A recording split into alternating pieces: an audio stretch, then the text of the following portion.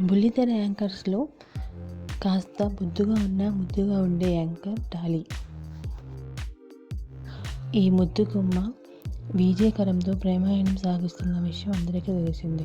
ఇటీవల జీ తెలుగులో వస్తున్న ప్రోగ్రాంలో తను పార్టిసిపేషన్ కూడా చేశారు ఈ జంట.